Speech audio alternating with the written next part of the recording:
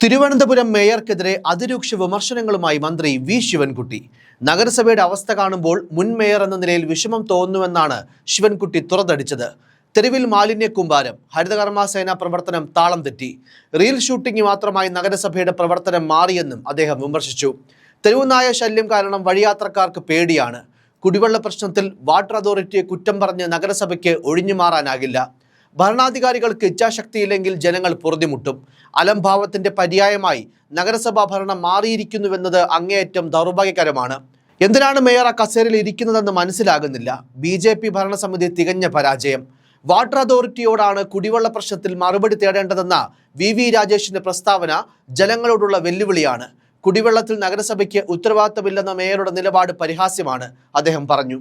അധികാരത്തിലെത്തി 40 ദിവസത്തിനുള്ളിൽ പ്രധാനമന്ത്രിയെ കൊണ്ടുവന്ന് വികസന ബ്ലൂ പ്രിന്റ് പ്രഖ്യാപിക്കുമെന്ന് വോട്ടർമാർക്ക് ഉറപ്പ് നൽകിയാണ് BJP അധികാരത്തിലെത്തിയത്. എന്നാൽ ഇന്ന് അതിനെക്കുറിച്ച് മിണ്ടാൻ പോലും BJP നേതൃത്വം തയ്യാറല്ല. വോട്ട് നേടാൻ വലിയ വികസന പദ്ധതികളും മോദിയുടെ പേരും നിരത്തിയവർ അധികാരം കിട്ടിയപ്പോൾ സാധാരണക്കാരുടെ കുടിവെള്ളത്തിൽ പോലും ഉറപ്പ് നൽകുന്നില്ല. VV രാജേഷ് എപ്പോഴെങ്കിലും കണ്ണാടിയിൽ നോക്കിയാൽ തിരുവനന്തപുരത്തെ മാലിന്യ സംസ്കരണ പ്രവർത്തനങ്ങൾ തകിടം മറിച്ചത് ആരാണെന്ന് വ്യക്തമാകുമെന്നും മന്ത്രി പ്രതികരിച്ചു. R ശ്രീലേഖയും TP സെൻകുമാറും മുദ്രാവാക്യം വിളിച്ചത് മുൻകാല പ്രാബല്യത്തോടെയാണോ എന്ന് വ്യക്തമാക്കണം.